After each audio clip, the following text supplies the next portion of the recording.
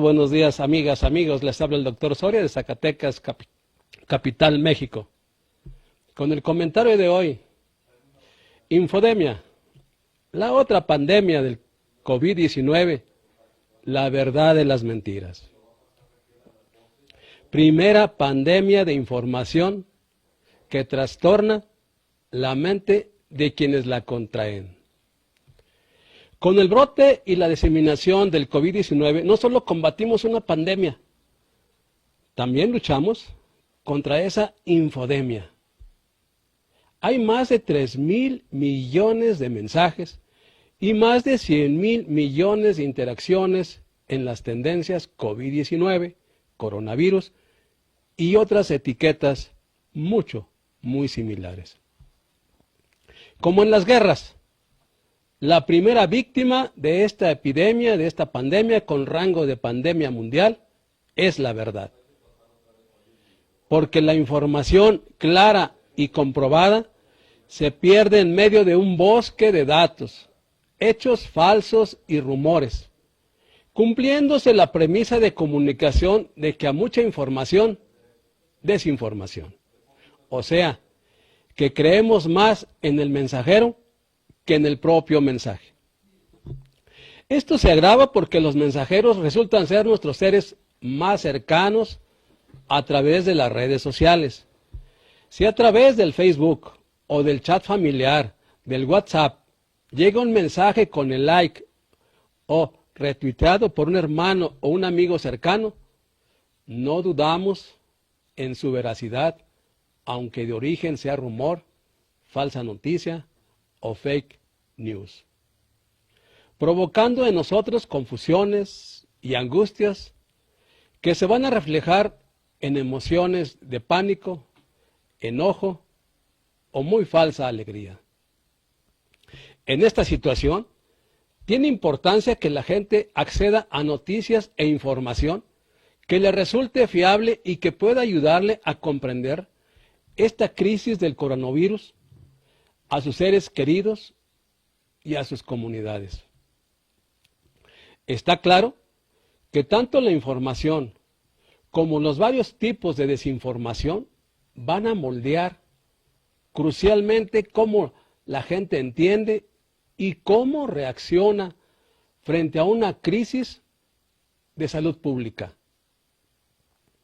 Este término de infodemia que usa la Organización Mundial de la Salud captura el vasto volumen de noticias e información sobre COVID-19 y esta ambigüedad, la incertidumbre y a veces el carácter engañoso, la baja calidad o directamente la naturaleza falsa de una parte de ese material, difícil de separar clara y limpiamente en información y desinformación, verdadero y falso, fiable y no fiable.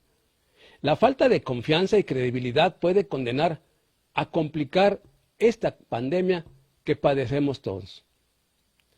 En la psicología social, sabemos que las respuestas de las personas a eventos que amenazan su salud y seguridad evocan una gran variedad de respuestas emocionales, cognitivas y conductuales. Aumentan estas cuando el peligro es provocado por causa de una enfermedad. Las percepciones de riesgo de la pandemia pueden estimular comportamientos proactivos, pero debido a que hay un aspecto emocional, pueden crear resistencia a las acciones recomendadas por las autoridades competentes. Cuando las personas están molestas, enojadas, temerosas e indignadas, bajo un alto estrés, tienen dificultad estas personas para procesar la información veraz. Un aspecto de esta respuesta de la gente se llama teoría del ruido mental.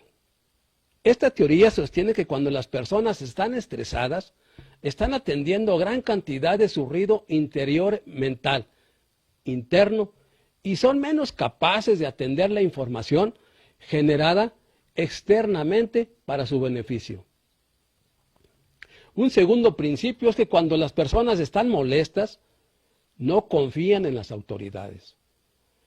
Cuando las personas están angustiadas, se vuelven desconfiadas y tienen menos posibilidades o probabilidades de aceptar la validez de las comunicaciones preventivas. Un tercer principio, llamado teoría de dominancia negativa, sostiene que cuando las personas están molestas, es más probable que escuchen los informes negativos en lugar de los informes positivos, y a menudo otorgan mayor importancia a la información negativa que a la positiva. Aquellas personas que experimentan ira son generalmente más optimistas que aquellos que experimentan miedo y temor. En las percepciones defectuosas de las personas de la pandemia, algunas personas pueden malinterpretar la información científica o probabilística. Las personas perciben erróneamente las probabilidades, la seriedad o su propio riesgo verdadero. Las personas tienden a sobrevalorar la probabilidad de eventos raros y graves y subestimar la probabilidad de eventos más comunes y cotidianos, pero menos graves. Sin embargo, en las percepciones de riesgo, no el riesgo real, las que determinan cómo las personas responden a los peligros. ¿Qué caracteriza al estado mental de las personas expuestas a esta infodemia de la pandemia? A pesar de la preocupación generalizada de las personas de que entrarán en pánico durante una pandemia, hay poca evidencia de que provoquen un pánico generalizado.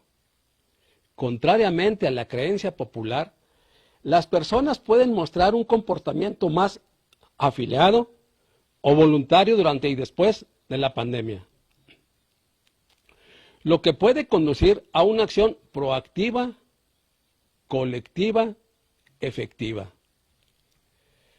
En una crisis severa de pandemia como en la que estamos en la fase 3, un número considerable de personas afectadas o expuestas pueden estar mentalmente estresadas con lo que se conoce como el trastorno por estrés agudo, con síntomas tales como interrupción física, como un shock, con labilidad emocional, sensibles, con incapacidad para tomar decisiones o estar procesando nueva información para su beneficio.